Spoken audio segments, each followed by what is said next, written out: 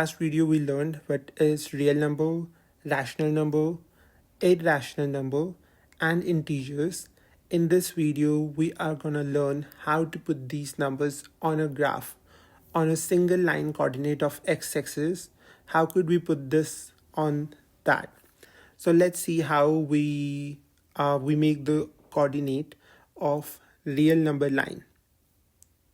So first we take the origin, that is the 0, and then we take the positive direction of that origin, that's on the right side, and we construct on the equal intervals 1, 2, 3, 4, 5.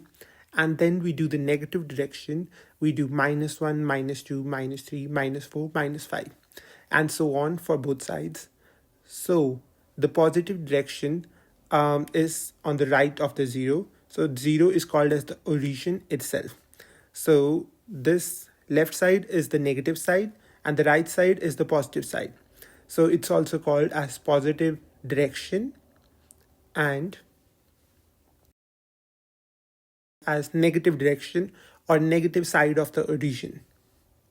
So all the numbers, every number or real number that we could think of, fractions, under root of 1, 2, natural numbers, whole numbers, integer, all of the numbers could be represented on this line. That's why this line is called as the real line, coordinate line.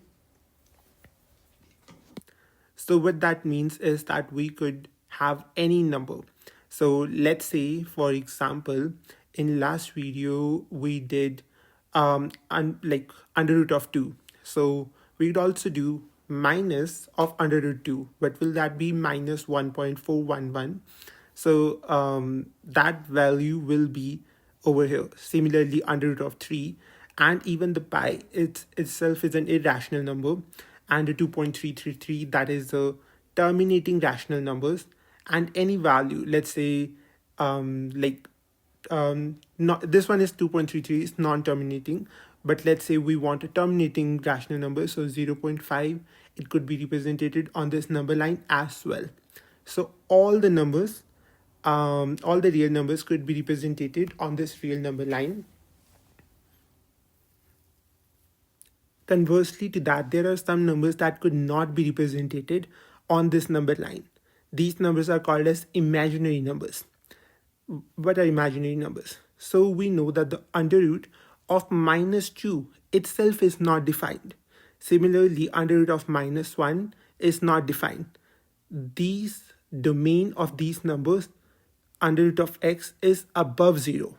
So what that means is it could be under root of 2, under root of 0, but under root of 1, it could not be under root of -1. Why? Because if we see how do we calculate the under root?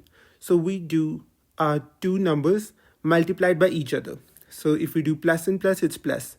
If we do plus and minus, it's minus. If we do minus plus, it's minus. But if we do minus and minus, it's plus. So the only two criteria here that are eligible to have an under root is plus multiplied by plus and minus multiplied by minus.